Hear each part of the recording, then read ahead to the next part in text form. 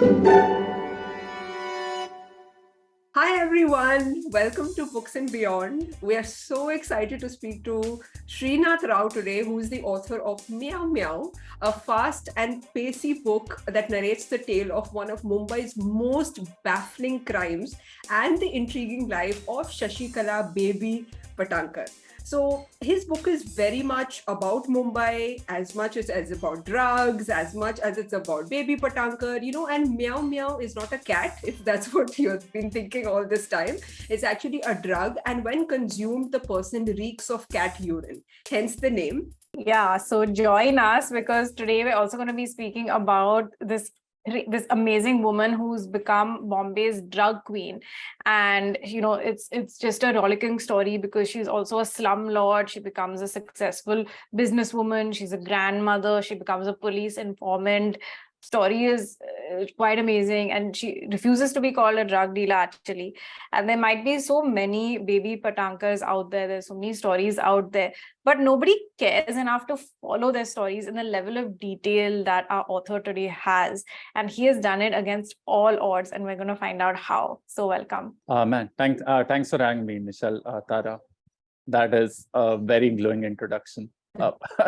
Yeah, so to begin, Srinath, your book actually had me thinking about cats for some reason because see, and this is the cover, for all of our listeners and viewers. There's actually a cat on the cover, so I couldn't stop thinking about it. But after reading the book, I actually understood that it's not about any cat, and as the nickname comes about, it's also because of this foul cat urine smell that sort of emanates when a person consumes it. And what's fascinating is that it's actually legal, right? And that the queen of the distribution is none other than Baby Patankar, who is the subject of the book. So what made you chase this cat? To cut the chase, what is it that, where did it all begin? I mean, first of all, I'm glad the book's not in the pet section of a bookstore, although if it was, I'm sure it would sell a lot more than it did, than it's already. That's the first thing we were wondering, in fact. I mean, the cover is so cool. In fact, I've had people asking me if there's a story for children, and I've had to tell them, no, please don't ask your children to read this. Please do not give this to children. With the story, I mean, as a reporter on the beat, I mean, I was covering South Bombay, the crime reporter on the South and Central Bombay beat then. I was also covering the narcotics agencies. So I happened to be a reporter assigned to the story then. This incident happened to happen in my beat. And I mean, all through 2015, the summer of 2015, this is the biggest story in the city then. And of course, I mean, there were crazy twists and turns all through those those few months. About maybe 3 or 4 months into it, I mean, I thought it was over for them. Until I got to speak to her the first time she came out on bail in October the same year. And then we keep in touch on and off. But then once the story ended in courts, there's no case to make out 4 years later. I thought the story was over for me. I mean, I'd covered it to its logical conclusion. Once there's nothing left in courts, you just leave it and move on to the next story. I mean, I had no intention of writing a book. It's torturous work. I wouldn't wish it on anybody. But a friend of mine, very close friend, he heard that someone else, he told me there's another reporter think you're working on a book on the story, and he said, don't let anyone beat you to this. And that's the only reason I went about this book. I didn't want anyone else to write it. I had access to everybody. I had the papers. I mean, I kept them stored away. I mean, I had no use of them 4 years later. Thankfully, I had them. It's very tempting to throw things away when you don't need them, especially legal documents, because they take up a lot of space at home and in the office. But I kept those, and thankfully, I mean, I had access to all those people. It was just a question of dialing those people all over again. And your book is so detailed, you can tell the amount of research that has gone into it. And actually that was one of our questions, because the book obviously started off, as a team, the whole story started off as a team project, right? Where there were multiple reporters, accessing the information and covering it. And then it's become solely yours, where you have a book deal and now it's getting adapted and all of those things. But I also was so fascinated about Baby. I just love that character. So for our listeners who may not know much about her, can you tell us a little bit more about who Baby is? How did you first, what was it like when you first met her? When did you first meet her? And how did that relationship come about? Baby grew up in Worli in central Mumbai in the 60s. She had, to a very poor family. Her father's a taxi driver. And she was the youngest of, she had 6 older brothers. And of course, she was the youngest child. So I guess they just called her Baby. No one called her Shashikala. And the name stuck, I guess. People still call her Baby. She's pushing 6. She is in her 60s now, and no one calls her Shashikala. That's great. When you grow up poor in Mumbai, or for that matter, anywhere, but Bombay especially, if you grew up poor, and she grew up in Worli fishing villages, also called Worli Kolivada. In the 60s and 70s, it was not a safe place at all. It had barely any civic amenities then. So you grew up poor. There's barely any running water, electricity, no toilets. She dropped out of school at a fairly young age, started working. She and her younger brother, they started working quite early in life. So she had a tough life. No parents at a very, both her parents passed away when she was quite young. 3 of her brothers were in jail for murder. And then there's no scope to go back to school. So you just start picking up odd jobs. It's just she and her brother Arjun. So it's just them. And they're looking for, and they're working whatever they get, cleaning houses, selling milk. That was one of her earlier jobs. She even sat at a fish stall quite early. So, and also got married early. So, she had all those, she had the toughest life possible. And then to come out, and then, I can understand why, of course, and I have to say allegedly, because, none of the charges ever got proven against her. So when she allegedly got into dealing drugs, peddling drugs, you can understand why it might have been maybe a lot more lucrative than maybe waking up at 3 or 4 in the morning and supplying milk to homes.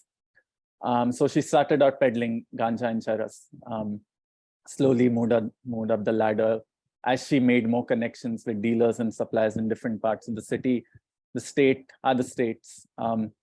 And over those 20, 30 odd years, and when mephedrone came in 2012 and 13, by which time, I guess, according to police records at least, and what she says, she'd made enough money to retire.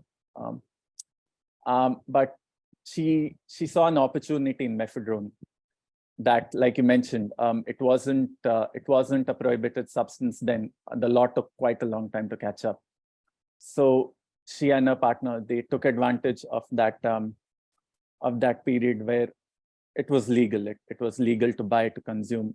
You could still get arrested, maybe not for very severe charges. So, and that's how she got the infamy that she did when she got arrested in 2015. And as to how I met her, when she was out on bail, I'd spent those months before getting to know her lawyer a bit quite well. He'd tell me what was, on the defense side, while I could clearly see, everyone could clearly see the case crumbling. It's quite helpful with documents. We talk about why the police's case is not up to the mark. And after she was out on bail, it was just a matter of convincing the lawyer to ask her if she'd be okay to speak with me. And it was a fairly routine interview. When you cover crime or courts, speaking with people under trials is quite, it's just part of the job. It's just that she had, I mean, it was the first time she got to present her version. So it was quite remarkable in that sense. I mean, the kind of things she said, and rightly so, because she'd been exonerated to that point as well. So I just kept in touch. I mean, I just kept keeping in touch, meeting her, speaking to her on the phone. And so when in 2020, I asked her, I told her, in fact, I was thinking I'm working on a book, would she be okay to speak? I wouldn't say it took too much convincing. I mean, it did in terms of the time.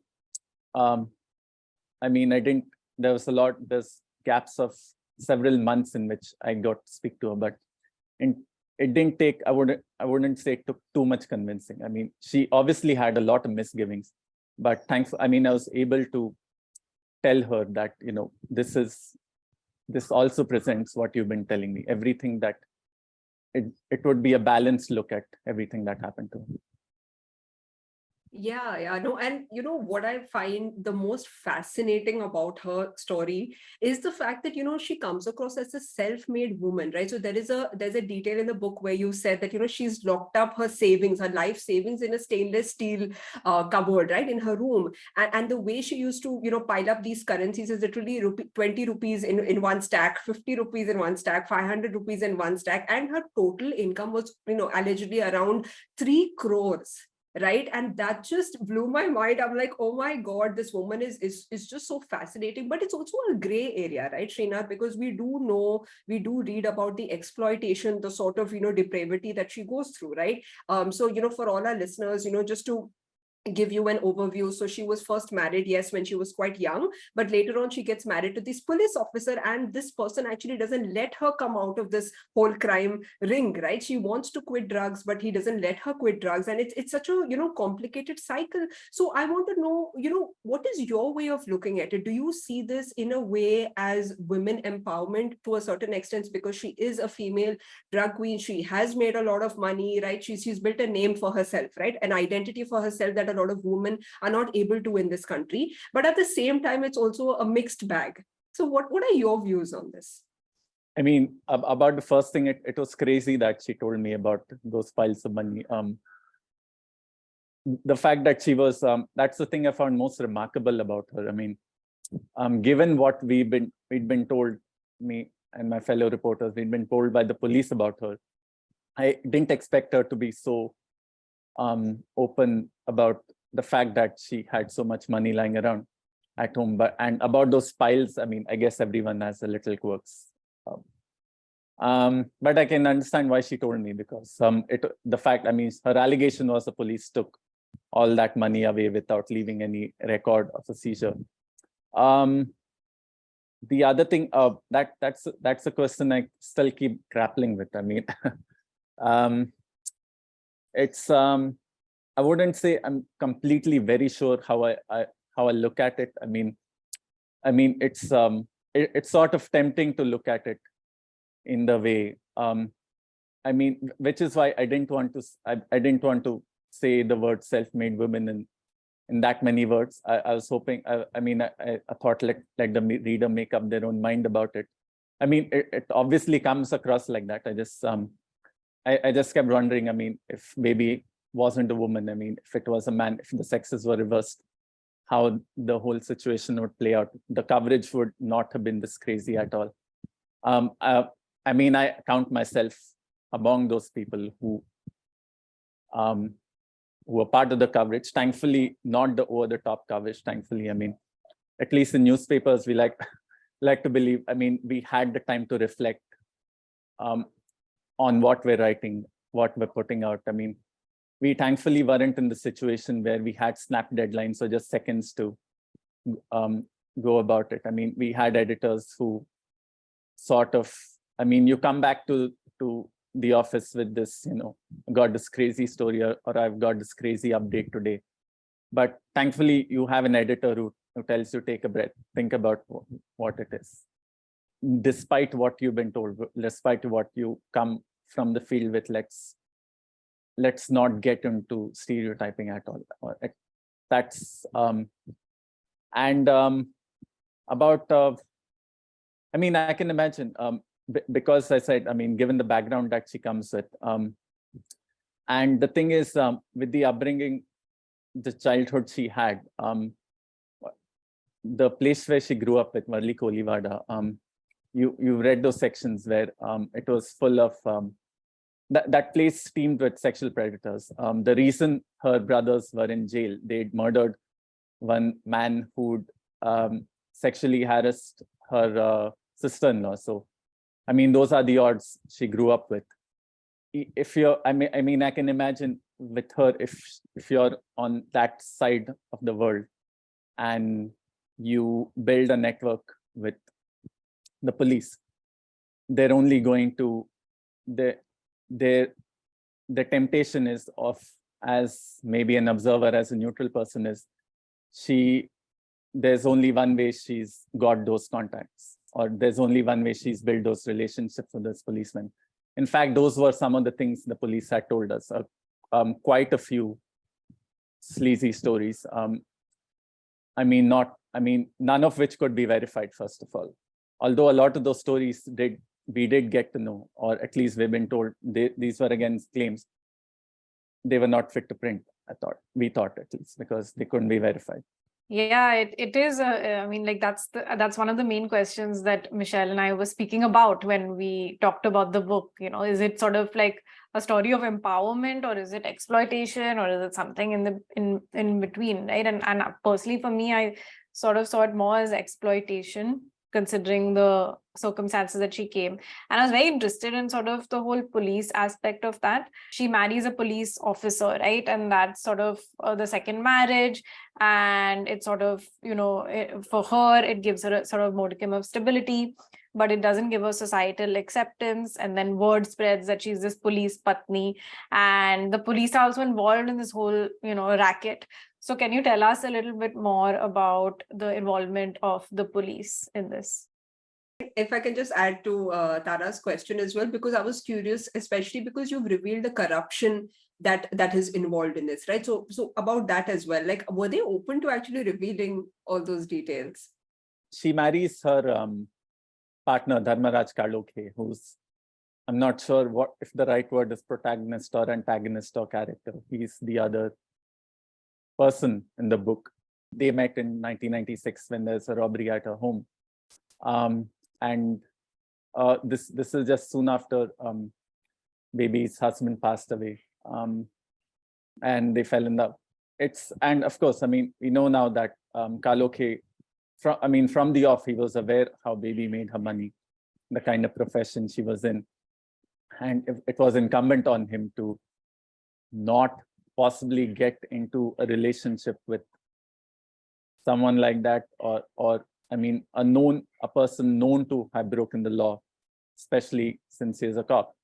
In the early years, I mean, and again, a lot of information did come in later after both of them were arrested regarding his involvement in the early years. And this is, I mean, in the late 90s and the early 2000s, when it is believed that he first also got involved with her alleged drug business. A lot of unverified claims came in about how he'd also maybe conceal some amount of drugs he'd conceal in his bike. We know eventually that he had about 12 kilos of mephedrone in his cupboard, which is where the story begins. But yeah, and then later we know, I mean, that the central allegation is that she had enough of selling mephedrone and he just wouldn't let her. I heard a lot of theories that he needed a bit more money, he was building a house, or he thought because there was that, because the law was still to catch up with banning mephedrone, he thought, let's just keep selling, and we'll just stop whenever the law does catch up. I mean, I have used the word greed because that is the sense I got from as many people as I spoke to. And of course, that was what Baby also said about him. His version I could not get because try as I might, he just wouldn't speak to me. With the rest of the police, the the kind of detailing is there because a lot of some people that I didn't expect would open up or had actually possibly a bit to lose if they actually spoke to me, did actually speak to me. I got a lucky break then. It was quite unexpected for me because these are sources who I knew might, I mean, have some risk speaking out or saying the things that they did, showing some documents, which form a central part of the second part of the book, which is where a lot of the things about the police department, the narcotics department, the kind of symbiotic relationship field narcotics officers in the city police have with people involved in the drug business. A lot of those came from people who actually had no business, or I mean, I wouldn't say no business. I mean, to be blunt, I didn't think they would ever cooperate with me because why would they? But thankfully, some of these people I knew since before. And it was, I still don't know why they helped me out. They had no reason to. I don't have an answer. They just helped. It just made the book a lot more richer. Yeah, definitely. I was so fascinated with your own journey as a journalist. I don't think I've ever spoken to a crime reporter or met a crime reporter before. And it must be so difficult, right? Like, sort of, I couldn't sort of, just imagine what it would take. But one of the scenes that I really, really liked, firstly, in the beginning of the book, you say that I'm not going to try this drug. And then you actually go, for a drug deal. You see a drug deal. And there are these, characters, one character you name Tracksuit, that is there. And it's a kind of very shady business. It's in a very shady scenario, right? And you're right in the middle of this. As a woman, definitely, I can't even imagine, being in your place. But were there sort of, can you take us inside a scene, maybe from your book or maybe from your journey as a crime reporter, where you were very scared, right? An anecdote where you thought that, oh, maybe, something won't go your way, or a situation where you felt very, very uneasy? I mean, yes, the only reason I had access to those guys, or I felt confident enough to get into that sketchy situation, is because of my gender. Let's be honest, there is no other way that would have happened. Because I had a lot of misgivings about, I knew I had to at least speak to them or spend some time with them. I didn't imagine it would be that long. I just, at that time I needed a lot more information. And I was just playing it by ear. The day and the night just went on. And the longer I hung out with Acid and Tracksuit, like with the cop before, I didn't think they'd give me that kind of access. I didn't think they'd be okay with me hanging out with them that long, or seeing and hearing the kind of things that I've later written about. Because I got to know Acid and Tracksuit through another contact. They sort of opened up only because I mentioned that I knew Baby. If I didn't, the door to accessing Tracksuit and Acid would never have opened up. And this is through my reporting. This is the most afraid I'd been, because that night when I was with those two, and clearly when someone is engaged in an illegal activity around you, when someone is actually snorting an illegal substance around you,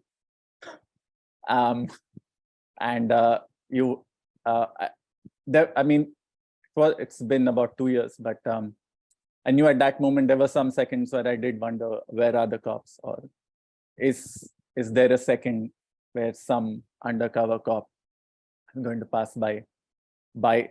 Is there, by accident, are we going to come across some cops? Also because this was just before the second wave began, so there were police everywhere. They were everywhere. We had a lot more cops on the road than we do now. And that was my main fear. But when I later got to know that these guys also are, I mean, they also do, I mean, work sort of as informants. They have a lot of friends in the department, not friends in a way, it just contacts. I mean, I did try to ease up a bit, or only just a bit though, because the the amount of mephedrone they did that night, and just the fact that I was there, and the fact that more people would come in who I didn't know, and they didn't know me either. That is where I felt I wasn't really sure how that night would work out really. And I knew when I went back, I mean, I was very glad to be home that day, the next morning. But I knew when I sat down to write it, I wasn't sure if it would be breaking the law to actually write about witnessing a criminal activity instead of reporting it. You're supposed to report any illegal or criminal activity to the police if you see it, right? So once I wrote it and once it went to the publisher, I held my breath when it went through the legal check, because I was very sure the publisher's legal department would say this is going to put us in trouble. They cleared it. They just cleared it. And I was quite happy it went through, because I knew this is the kind of world, this kind of scenario, no reader or very few readers possibly would get to experience. So this is one place where I was desperate for the readers to see with their own eyes through me how that part of the dealing bit works. I mean, it's just ordinary boys. You just pass on the street, you wouldn't give them a second look at all. Which is the same with Baby. She's an ordinary person. If you pass by her on the street, she's an old woman, you wouldn't look at her twice. Yeah, I mean, it was absolutely crazy the way that you were right in the middle of, those drug deals and with those characters. And how did you sort of gain that trust in a way, right? Because I'm guessing, like, personality wise, background wise, you're very different from them. So how did you sort of ingratiate yourself, hang out with them for as long as you did, get them to include you in the way that they did? I mean, the magic word, I guess, was mentioning Baby's name. It sort of helped open them up, give me a bit more time. I mean, neither of them was very patient. Asad was a lot friendlier. I think he is just friendly. He's not that hostile. He has that fun personality. Tracksuit is a lot more reserved. And of course, I mean, so Asad surprisingly was not so unfazed when I told him I'm a reporter. Tracksuit was, I mean, he became a lot more hostile than he was. But I guess Asad somehow tried to, or managed to, I mean, in the end, he managed to convince Tracksuit, I mean, there's no harm. I mean, the rule was obviously, I was not going to record anything. I was not going to take any notes. That's what they said. Just see, just sit around, observe, just see and hear everything. Do not make any attempt to write anything down. And just commit whatever you want to memory. And of course, do not give any hints to their identity at all. I mean, not even a single bit, which is why I had to look for very vague sort of nicknames or nothing like not an actual name. I mean, but I guess I just sat quietly for the longest time. I knew I couldn't ask questions. I was told not to ask questions, and a lot of things happened which actually didn't require me to ask questions. After a point, they just maybe I don't know if there's someone quiet in the room, regardless of what the room is, and there's one very talkative person and another who's not so talkative, but maybe opens up later. Maybe there's something about the quiet room in the person that maybe puts the other person at ease, and they just sort of open up eventually. Or like I want to believe in my case, they just ignore you after a point and just go on with what they're doing. I mean, Tracksuit is a scary guy. And when he told me, when he spoke to me, when I'm not, and you did And like you read, he did sort of vaguely threaten. He did issue some very vague, not so very vague, in fact, quite some pointed threats, some of which I've actually kept out because I didn't want to make it a situation where I sort of maybe overstate the threat, or I didn't want the reader to get any impression that, my life was in danger, because I want to say it wasn't at any point. It's just that he's a menacing guy tracksuit. And when he told me what he's going to do to me, if by any chance, if I break some of his rules, I believed it. So I just kept quiet. Which is why it's still surprising that he allowed me to hang around with him that long. I just believed him. It's a scary guy. My God. Yeah, just when you narrated that, I already got goosebumps and I'm like, oh shit, what if something happens? But yeah, I think this is a part of your job. And this particular scene in the book reminded me of Tara Kaushal's book. So we also interviewed her and how she went under this disguise of a person who wanted to sort of shoot a movie or a film, and she actually interviewed rapists, and the way she sort of convinced them and got them to sort of open up to her was to live with them and to sort of observe them, right? And like you said, after you stay with the person for some time, they just sort of ignore your presence around them. And what I really was drawn to in the book was your wit, actually. Just like tracksuit, toenails, and these code names that you put in, there's actually a lot of witty statements that are there here and there, which is very interesting. And in fact, what I was looking for even more was the emotion, right? So because I went into the book, thinking this is all about Baby Patankar, right? Because it is marketed as a story of Baby Patankar. And, while you've covered everything from, the changing face of Worli, what Mumbai is like, the underbelly of Mumbai, we don't often get to see that. Then we see about this whole drug ring, the police procedure, the courtroom. Basically, we have a lot of everything. But in fact, I wanted to see more of Baby Patankar. So, did that ever cross your mind to write the story from her voice, sort of like a memoir? Was that ever a thought? Did you consider it? I didn't actually. It was tempting though. There were points where it was tempting. I did have a lot of biographical material from her, from some people around her, from a lot of police and court documents, from her lawyer. There was enough, but I was never interested in just making the story about her. Although like you rightly said, it is marketed as her story, I wanted it to build to her. I wanted to build the world around Baby. I just didn't want to present a story in isolation. There are some great books about Bombay, but I guess everyone has a different way of writing about the city. I've grown up here, and all of the action happens in the city. I live in the suburbs. I may not know the city as, it's a lot different from describing, suppose I'd stayed in Worli and everything had happened around where I lived, I describe it a lot different.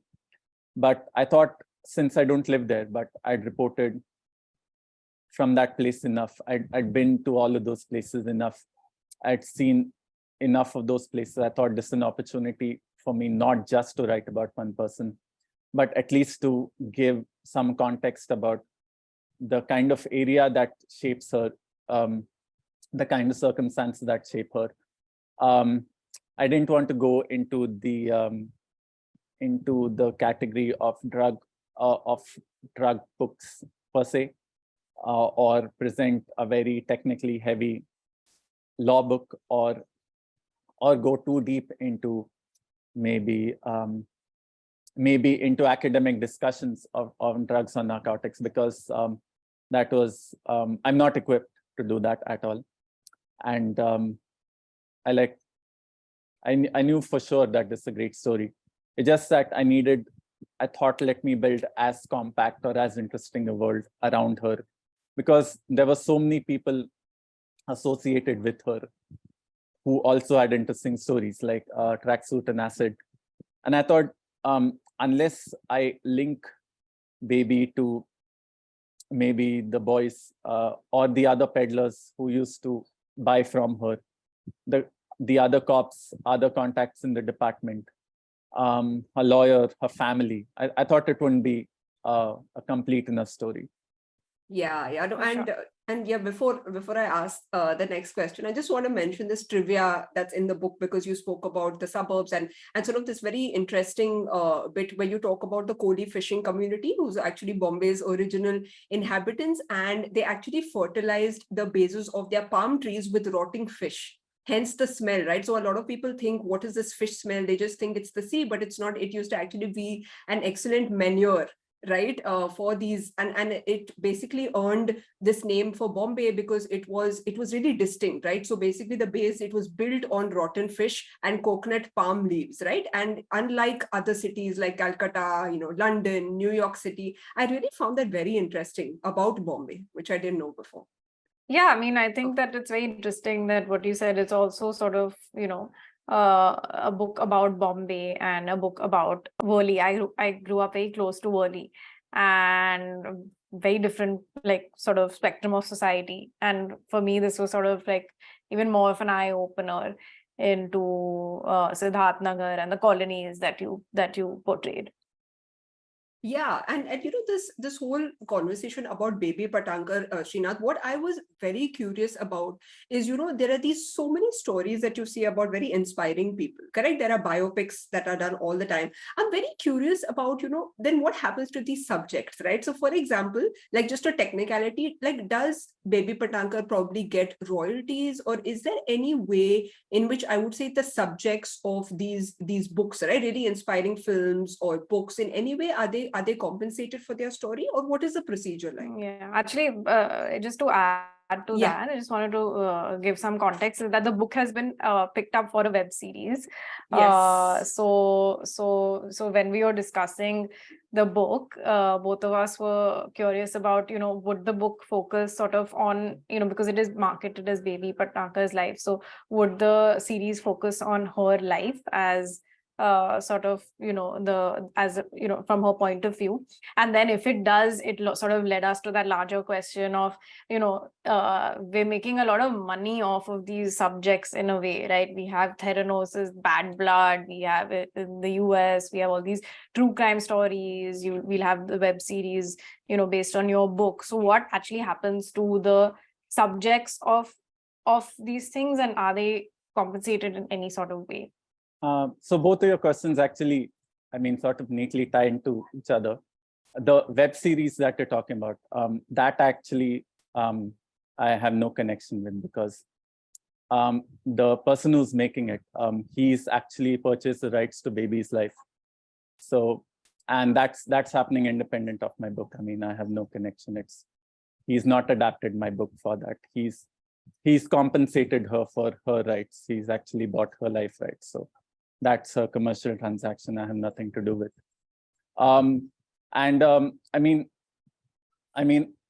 With me, I approach this as a work of journalism, and you don't pay for information in journalism. You're not supposed to. That's the whole point. Not that at any point Baby asked me for any money. I just told her this. I'm writing about the case, and I'm going to focus a lot more on your version, because I believe not all of it has come out, or not enough of it has come out to balance out what the police and the courts have said. But with books, suppose were Baby or anyone in her position, were she to approach a publishing house herself, or the other way around, were a publishing house to approach Baby to officially write a book on her, then she'd be compensated directly.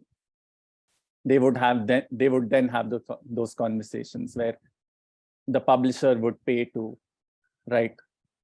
get her to write, or someone else to write for her. With me, it was just another work of journalism. So in my work, there was, the question of compensating Baby was not relevant. Oh, that makes sense, I think. Yeah, because I've always had that question, like whenever I see biopics, and need not be true crime, right? It could, like Mary Com, For example, there was a lot of, hype about that and how Priyanka Chopra is acting and who should be compensated, all of that. That's a larger question. But I think for me, there was a point in the book which I found really interesting. The scene where, we are following baby's life and we want to know, does she ever stop? Does her conscience ever tell her, you should stop right now?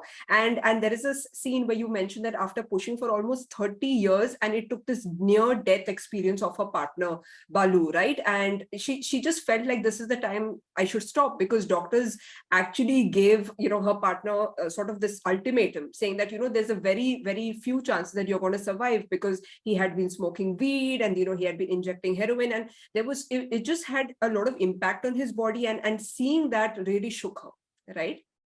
I wish I had an answer to what she was thinking, because every time we spoke, she has never once mentioned or admitted, even by mistake, and she speaks very rapidly, and I always look out for people who speak rapidly, if by mistake or by chance they're going to admit to something that they're not, that they don't want to. But she's not like that. She never once, when we spoken, admitted to dealing drugs at all. She has always completely and thoroughly denied every charge of selling drugs. A lot of it is contradictory to the evidence that is available. And of course, I mean, when I did try to bring it up, she just bat it away. And I mean, there are some people where, with no matter how much you cross-question them, what sort of manners you use to cross-question them, if you come back to it, no matter how smart you think you're trying to get in cross-questioning them, they anticipate every move. Yes. They're just that much smarter. So no, with her, she has never admitted, nor will she admit to anybody that she's dealt drugs. Of course, I mean, in her witness statement in the police's investigation report, everything is there. But with me, I mean, she's never once admitted. So I wish I knew what she was thinking then. But those bits, I had to rely on the police's investigation report. I think that's why, people find true crime so interesting, right? Because we come across these characters, we don't know what's real, what's not. There's so many gray areas. Sometimes, they may never admit, to what they might or might not have done. And it's sort of thrilling for audiences to watch. And that's why true crime is such a popular genre right now. So what do you think? I mean, why is it sort of, there's such a high entertainment value right now for this genre. So what do you think? Is it sort of overdone right now? Are there any gaps that we've not covered? Because every single day we see sort of a new, web series come out, which is a true crime story. So what do you think has not been covered yet? I actually don't watch true crime at all. I can't bear to watch. I mean, why? It's a job for me, covering the police and courts. I don't. I mean, it's not about, and I'm not going to make an excuse about being exhausted by any of that. I've actually never been that interested in, at the end of the day or during my free time, to actually go watch police or court dramas or real life stuff. I watch a lot. I mean, I've always watched more funny shows or movies that way. I mean, I will watch a cop show if it's funny, not if it's so serious. But of the few that I have watched, and this is just nitpicking, I just always notice that there's something lacking in terms of authenticity. Small details stand out because they don't always seem to get, maybe not always, the mannerisms are either overdone or they are so off base that it sort of irritates me. And that's one reason I stopped watching The Little.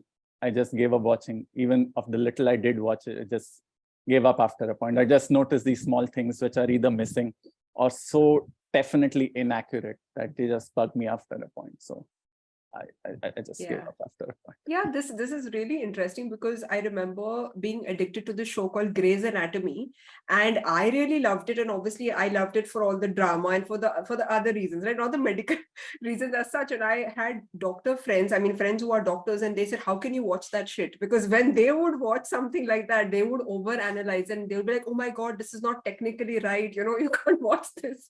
So I get what you mean about how the But whole yeah, I just wonder, like, yeah they should hire like actual doctors, or like they should maybe like these Yes. OTT web series should hire like reporters like you who are actually sort of, on the field in the beat.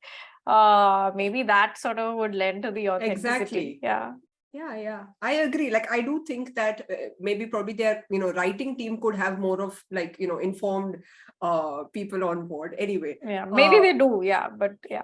Yeah, exactly. But I mean, I think because it's also your work, right? It's something that you're very much close to. I do think that you can't escape that sort of over analytical brain. So like we as editors, like since, I started editing books, it's so tough for me to read a book for fun, because I overanalyze it, right? Each line goes through like an editor. I'm like, Michelle, just sit back and enjoy, Anyway, so, but, I'm very curious about where it all started for you, Srinath, because it's a very fascinating career and it's not something that you come across every day, right? Like I was just thinking how, usually our parents or elders tell us to stay away from certain kind of people, and your job literally pushes you towards, those kind of people, all the shady areas, everything that you've been told not to do. So, where did it begin? And I also see that you've credited the Indian Express School of Journalism. You've said that the training that they gave you has to do a lot with your career.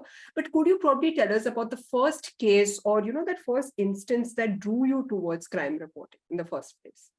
Wow. Of course, I mean, no one in my family told me not to get into crime reporting. I actually wanted to cover environment when I first began. But there was a vacancy when I joined the Bombay Bureau of the Indian Express.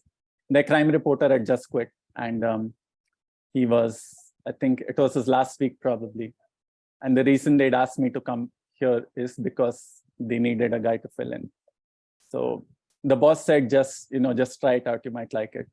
He's too polite to say, we've got you here, this is a beat you're going to do, and I don't care. He's just too polite. It's strange to say, but and possibly not very normal to say, but I did after a point actually enjoy going to police stations and meeting cops. It's nothing I'd ever done before. And I'm from here, and I was never once tempted to go to a police station. No one possibly should if they can help it. I wouldn't say I had like a set idea of a cop in my mind before. Working in this beat, I hadn't given that world that much thought or had any reason to maybe speak to cops before this. I just happen to like the kind of information, the kind of access you get when access is very addictive for journalists. When you get to see, hear things that very few people get to see, hear, and experience. It's a very addictive sort of thing. That's why it's hard to let go. And that's the thing with cops. The more I went to police stations, the more I got to meet nice people who are open about the kind of things they do. Fun people, fun characters. All of them, different personalities. I just grew to liking it. I made some good friends initially. And then in 2012, in my first couple of years were quite busy in the sense a lot kept happening. In 2012, I thought for me, the first big break was in 2012, there was two girls had been arrested by the police in Palghar. This is just Thane district. They had been arrested just the day after Baltakre's death. It had become a huge deal then, because one of the girls had written, why have you got the city? Why is there a Bandh? It was an innocent question. it would possibly be on I- anyone's minds. Yeah, I think that was a Facebook comment, if I'm not Yeah, wrong. and Okay, yeah. a friend just happened to push the like button on that. And I mean, I was sent there, and it became quite crazy because Palghar was, on edge. It was the first big story I'd been assigned to then. I got to meet those girls. They did speak to quite, they did speak to a lot of reporters. Then it's just that I kept going back to them. I got to know them quite well then. And that's the whole, it wasn't just a crime story, it was a political story. And I was 22 then. The whole, and until I actually started journalism for a year before, politics isn't something I'd ever thought I'd want to know anything about. And just the fact that that story had two girls in their 20s actually having to go through a traumatic experience, like being arrested, being produced in court, having to spend a night in a police station, having people threaten the safety of their families, actually attacking their homes, and the whole political thing, getting into that. That I thought, that's when I thought, I think I want to stick to this beat. It sounds strange, but that's when I thought, I think I want to stick to this beat. There's a bit of everything here. I knew then that with crime I'd never get bored at all. Yeah, quite a story. So yeah, coming to recommendations, we have a section called reading recommendations. So I wanted to know, what kind of books do you really like? Right, you've written a true crime book, and some other books that come to mind, Mafia Queens of Mumbai, written by Jane Borges, which I really, really like, because again, there are women protagonists there. And Hussein Zairi's books. But do you read such books, or is it that like the web series, you stay away from that as well? And what do you generally read these days? There's a point where I had a couple of years ago, I had a huge Douglas Adams phase. And I recently realized there's one book of his I haven't read, Last Chance to See, which is what I will be reading the minute I've finished reading what I'm reading now. There's this one book I know that people should read, even if they're not journalists. This is possibly where I learned a lot of my writing. It's sort of I won't say it's an academic book. It's called New Journalism. It's one of the first books I was told to read in my course. For if there's any listeners who themselves are long form writers or writers at all, it's a series of interviews with an American professor interviewing a lot of some of the best American long form writers, book writers, nonfiction writers, about how they went about writing books. There's some great examples there, including one journalist who was covering a class action lawsuit in America, and that's the only case.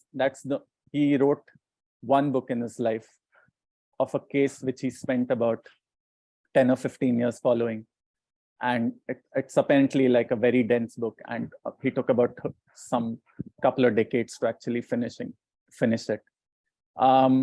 I generally don't read a lot of crime books, but I've sort of given in now to reading Japanese crime, and it's been an eye-opener. I never thought I'd like actually reading crime, but I can't actually find it, but I can tell you it's last book I absolutely loved. It's called Tokyo Express by Seicho Matsumoto. Oh. It's a very slim thing. It's a very sparse novel. It's a murder mystery, but it's a kind of no frills, no drama murder mystery that I like, almost too close to life. One reason I don't watch crime dramas is because they never get the investigation aspect right. I'm not an investigator. I just happen to have seen investigations from up close, and I've read like a few hundred investigation reports. So I like to believe I understand how investigations work. And that's the reason I love Secho's book, because he understood how an investigation works. It's drab work, it's slow, it's very slow, dull work, to literally plod along. There's that. And if anyone's ever read another book I really love, I don't know why, again, it's a murder mystery. It's called The Laughing Policeman. Again, I just gave into the Scandinavian crime novel thing, which I possibly would not have before. But yeah, I mean, I'd heard so much about how, again, I don't know if sparse is the right word, how sparse Scandinavian crime novels are again. And I absolutely loved it. It's just, I love when people get the things about crime investigations right. If you're going to write about it, show them for how dull they can be and how boring they can be, how frustrating they can be. So I'd recommend those. And for anyone who's a fan of Stig Larsson's book, it's about sort of an unknown aspect of his life, about his partner. And she's written a book about her life, Stig and Me, Eva Gabrielson. This is what I'd really recommend. Because of, I mean, we know how tragically he passed away before his books really took off. And this thankfully tells us a bit about him. So I definitely recommend this. Oh, wow. Very interesting recommendations. There's a lot there. And yeah, I think definitely if you compare films and books, yes, some books do get it right, and especially Scandinavian literature. Okay, so now this brings us to our fun quiz round, Srinath. So I'll be giving you some options and you'll have to pick one from them. Okay, and no thinking allowed. Okay. First question. You were part of the reporting team behind award-winning global investigations, such as A, the Swiss leaks, B, the Panama Papers, C, the Paradise Papers. Which is your personal favorite? Swiss leaks, it was the first one. First one I got involved in. All of them involved a crazy amount of field work. We just got given lists of addresses to verify and people to find. And that's one of the best things I love about reporting, just looking for people and addresses and things. It was the first time for me. So that's my favorite. Wow. Okay. One thing that you love about Worli: A, the fish smell, B, the people, C, the sea. I will have to go with C, City Bakery and their chocolate donuts.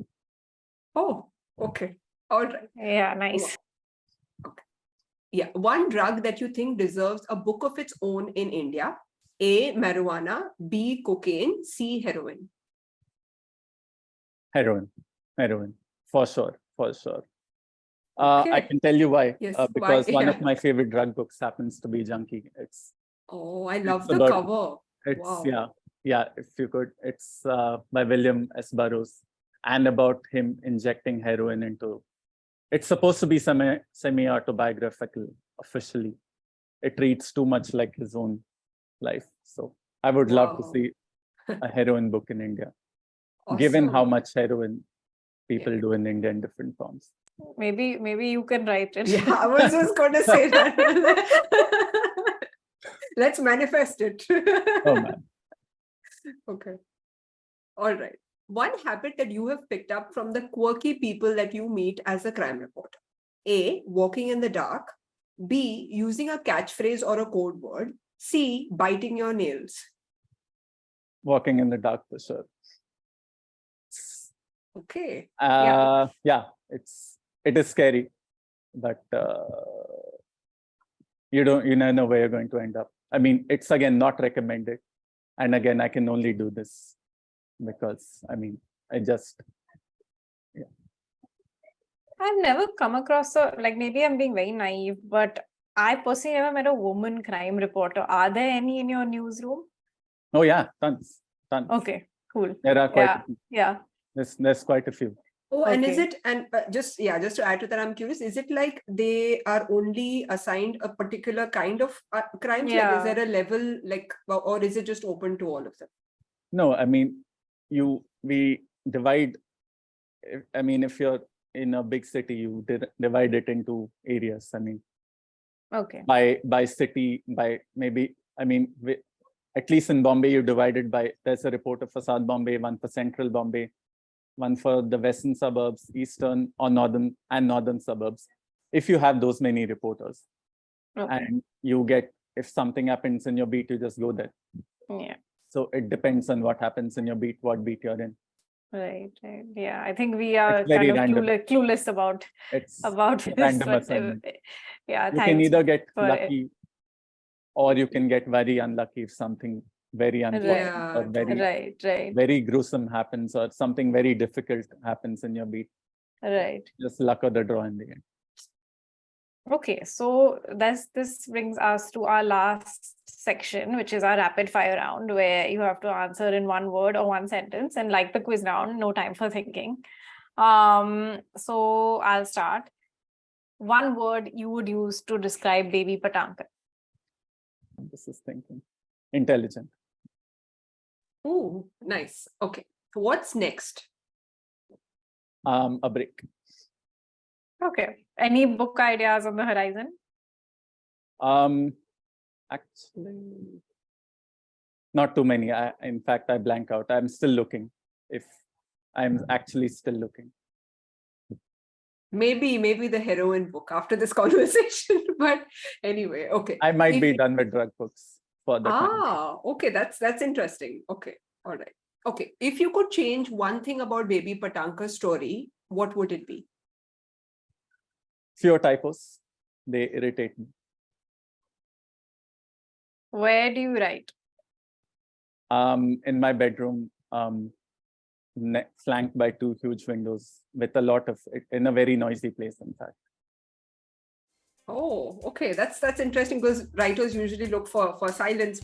It's one of the most enlightening episodes that we have done. It gave us a lot of insight into how crime reporting works, what it's like in Mumbai. Both of us, Tara and I, have been in Mumbai, and we've sort of wanted to know more about places that we've not known about. So Worli and just how you go about your day as a crime reporter. Thank you so much for sharing these insights. Just loved it. It's been Yes, fun thank speaking you. with you guys too.